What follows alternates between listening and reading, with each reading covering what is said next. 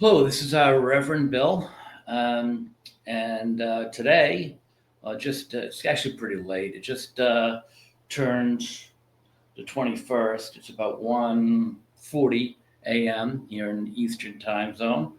It's kind of quite of a day with the inauguration. I was up, but I was watching that with my wife, and that was a lot of fun. It's so nice to know that our country's headed in the right direction. I can't believe Joe Biden basically gave pardons to his entire family, Liz Cheney, basically, everybody he could think of, and everyone that looked like them. I he will pass out some pardons to us. Jeez, I mean, yeah, I don't know. It's probably going to be looked back as the Biden crime syndicate when they ran the country. But anyway, regardless, it's cold in here. By the way, it's got to be like 20 degrees. I did not move from Boston to go to Georgia for 20 degrees.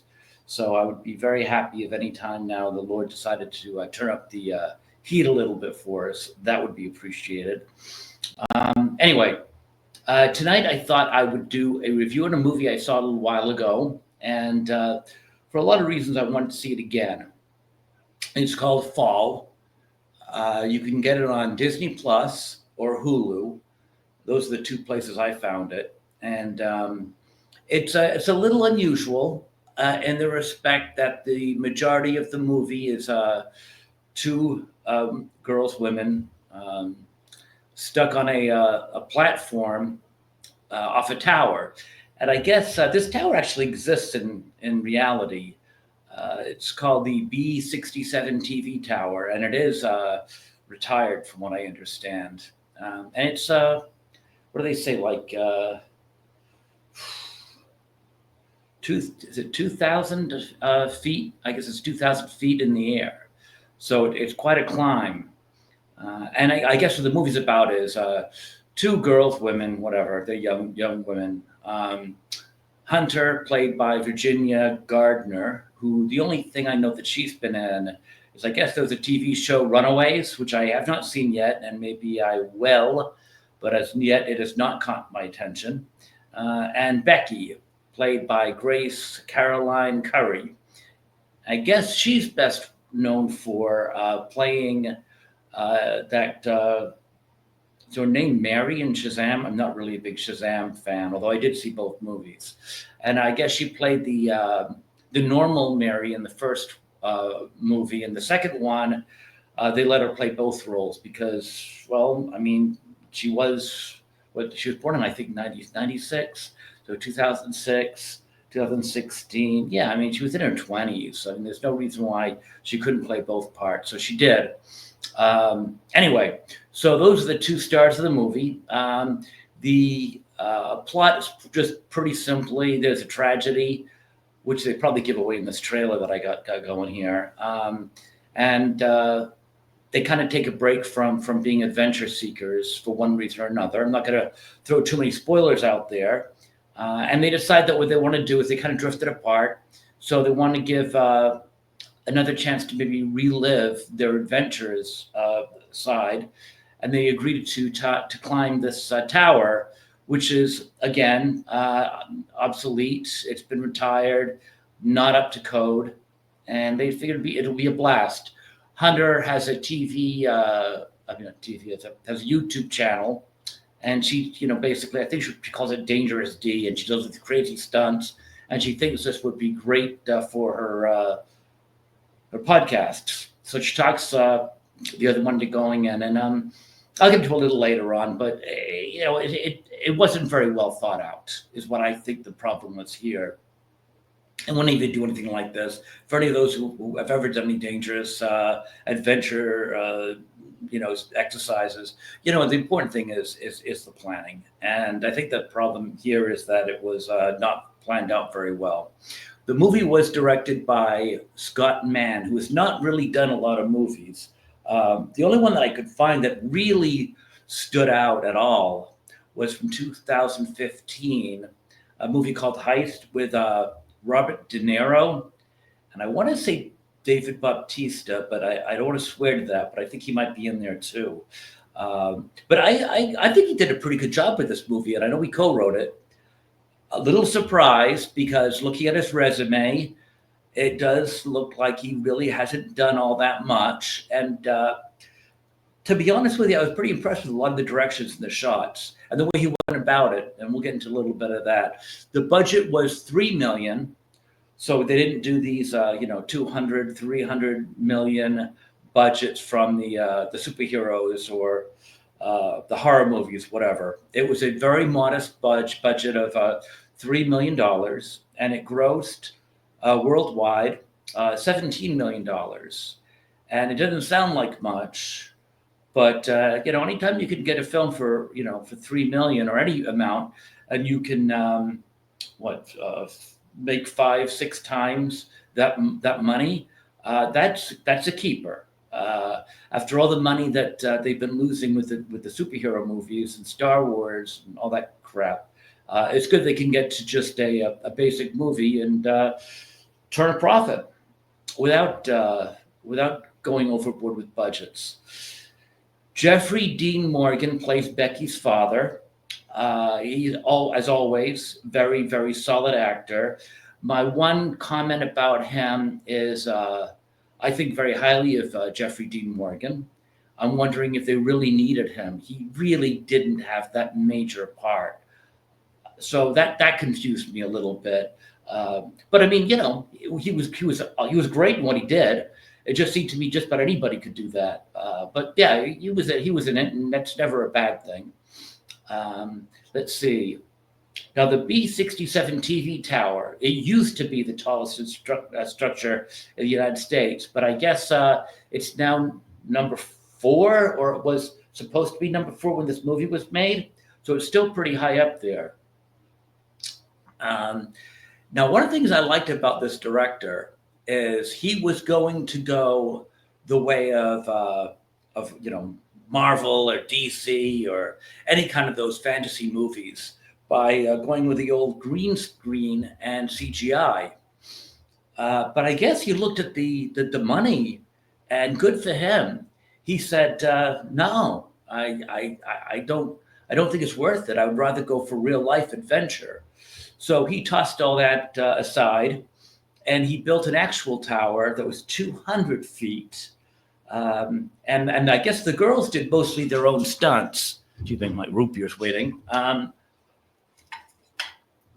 And that helped a lot with the budget. So they did pretty much their own stunts. He built a 200-foot tower, and he put it on a mountain. And the girls were no more than, a couple of 100 feet off the ground. So they really were not doing the dangerous stuff that you think they're doing from watching the movie. But with the shots that we're getting, the camera angles, outstanding work for someone of the experience of Scott Mann, or for anyone, to be honest with you. Very majestic shots. They give you the feeling like you're on the platform with them. Looking at some of these shots, I was getting a little bit dizzy. So yeah, he does a very, very good job, and he doesn't have to pull out the old computer and the CGI nonsense. He also did a very good job showing the ladder. The ladder gives away. I think we all know just from looking at the previews and the poster that they get stranded up there because the ladder falls like just right there. And he does a very good job showing as they're climbing the disrepair of the ladders. So that was pretty good. I mean, you could see the suspense. It reminded me of an old Hitchcock thing. I mean, Hitchcock didn't just give you a shock. He would have something like, a person in a room, and then a person walking towards the room with a gun, and then the person in the room sweating, and then the person in the gun walking slowly. And he'd build it up. So when it finally, hits, it hits a home run. I mean, he really gets the suspense going. He gets you involved in the action. And I definitely felt like I was involved in this movie. And that's not an easy thing to do. I did care about the characters, which anyone who knows me knows that's a big thing. You got to care about the characters, or the movie's lost you. You don't want to see a whole bunch of people just dying that you don't even know and who don't care about. Um, but yeah, no, the only thing that I didn't like is the latter problems. And you at some point you have to just go with it and try not to find fault with it, because there are some issues. You will find issues. One of which is the ladder that fell apart. It would fall apart, but not for the reasons they thought. I think they had a lot of the bolts loosening and falling out. And I think anyone that's dealt with any equipment outside, like I have, that's been left out over the years, the problem is not going to be the bolts loosening and falling out. They're probably going to be rusting together. And then once they get that rusted and corroded, they might snap. But I don't see them, hanging out in the storm for years and years and years and just suddenly loosening and falling out. But that's nitpicking. So I don't want to go there. And you can do that, but that's not fair to the movie. I think for the most part, you just kind of go with the fact that the ladder had problems. One funny thing though is on a light note, I think I mentioned my wife's Nigerian. And she's been in this country now for a few years, but very much Nigerian. And she's watching something else on her own movies. And she's walking out to the kitchen, and she happens to look over her shoulder, and she sees me watching these two women stuck on this platform, 2,000 feet in the air. And she just like shook her head. And she goes, "That's a white woman thing." She goes, "Back in Africa, we just sit back and eat our jollof rice. We don't go climbing towers that go up in the sky." She's like, "Yeah, that's not us." So maybe there is a little bit of a cultural thing there, but yeah, I can't see my wife ever doing anything that's least bit adventurous. Anyway, that's kind of humorous. It's a white woman thing, climbing up and risking your lives. Let's see. Mentioned that. One of the things too that I caught, I liked watching it the second time because there is a twist, a major twist, and I'm not going to give much away at all. I don't like to give the spoilers away. But watching it the second time, I did actually see that there was some foreshadowing that I didn't pick up first time, which was kind of interesting. So yeah, sometimes when you watch a movie like this, it's kind of cerebral. There are just two people sitting on a platform, 2,000 feet in the air, best friends. But the thing is, it might sound boring because there's no explosions or no gunfire, but people are actually interesting, and everyone's got something to hide. And when you stick two best friends up on a platform 2,000 feet in the air, sometimes secrets can have a way of coming out. And I'm kind of surprised that during one scene that someone didn't get a little helping hand off the platform. But yeah, I mean, it's in people talking can actually be interesting. They don't need explosions. So that was kind of interesting too. But when you watch it the second time, knowing the twist, you can actually see some foresight into it, some hints, and that was pretty interesting. One thing I didn't like, and I want to just bring this up, and it was a part of the device of the movie, is they use some kind of a hack to charge up a cell phone and other equipment, and the hack is something along the lines of taking out a light bulb from a socket and getting the prongs of your plug and somehow crossing the wires by putting it in there. That is wrong. That doesn't work. It's a fake hack. It's a device of the movie. It will not work. It might get you a bad shock, might cause a lot of issues, but it's not. They probably shouldn't have put it in there, because I know there's a lot of kids. I can see kids there, 12 and 13. They running around trying to figure out how to do it and shocking themselves. So, but yeah, that don't bother. It doesn't work. It's just for the movie, and you're going to frustrate yourself and maybe shock yourself if you try. So let's see. Another thing was And again, I haven't done anything this daring, but I used to do a when I lived in Boston. I used to like doing an annual uh, trip to Mount Washington and climb Mount Washington, which is not as crazy as this. But you can't be stupid. You got to make sure that you bring stuff. And for those of you who actually have done stuff outside, whether it's whitewater rafting or whatever, um, planning is extremely important. And I did find myself, well, I liked the girls, and I think it's believable that girls would do this. They did come across as being so-called experienced. So, I again, I find this as a small thing to bring up, but for experienced adventurers, they seem to make a lot of problems. I mean, whenever I climb Mount Washington, number one, there was people passing all the time, so I didn't even have to be that careful. But still, I always made sure I had the right things. I always made sure somebody knew that I was going to Mount Washington, especially if I was going by myself, because if I didn't come back, at least they'd know, hey, where's Bill? I mean, it's been a day or two. He should have come back by now. I wouldn't just go and not tell anybody, which they kind of did.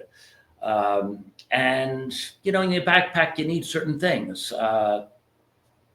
You need, well, first you should do two backpacks, and they should be kind of duplicates for some basic needs.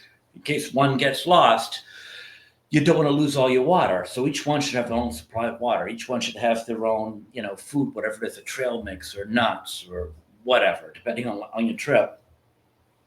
Obviously, a knife, maybe some rope, first aid kit if you're doing anything like climbing a tower like this, in case someone gets cut on the rust. You wouldn't want, some alcohol and some bad dates. Back to tracing wouldn't be bad. These girls just decided to just, hey, let's just go do it, and they didn't really seem very well prepared. So but again, am I kind of like picking on the movie? That with that one, probably not. I just think if they're experienced climbers, they should have shown that a little bit more. These aren't a couple of drunk kids at a party just deciding to go run up the towers. Although people do actually try running up Mount Washington after they get drunk sometimes to get stranded there. There's actually a movie like that with Naomi Watts that came out a few years ago. That was kind of interesting. Let's see. Oh yeah, another thing, they instead of using that stupid hack, I mean, you can actually charge up chargers and just throw them in your bag.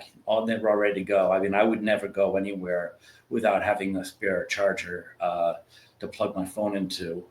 But I didn't need an electrical outlet for.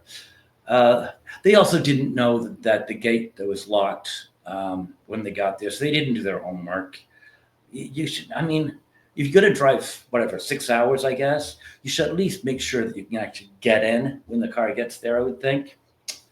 But anyway, one interesting thing about this is, and I found out why, but the US version was censored, and they actually used AI to change the mouth movements and removed out of the F bombs. And it was what I thought it was. I suspected it was probably to get the PG-13 rating over the R rating. That's exactly what it was. So unless you're in UK or Ireland, you'll probably get the censored, which is fine. That's the only thing you're missing is, some F bombs. But that said, what I will say is I really enjoyed this movie. It's not a movie I would have thought I would have enjoyed. I did. There's certainly an awful lot to keep your attention because it's like a chess game and how they're going to get down, and then the personalities and the secrets and a whole bunch of other things are coming up. So I would say, yeah. I mean, I think IMDb gives it 6.4, and I would say that's low. I would say 7.5. A good solid at 7.5. And I think it's more or less suitable. I'm not sure your young children would want to watch it, but there are some swears. But I'm sure they hear worse at school. Overall, I think it was a pretty good movie. Very underrated, flew under the radar. So yeah, I would say if you got some time and you got access to either Hulu or Disney Plus, I'd give it a shot if you feel inclined. Anyway, that's it for now. This is Reverend Bill signing off, and have a great rest of the weekend. Thanks. Bye.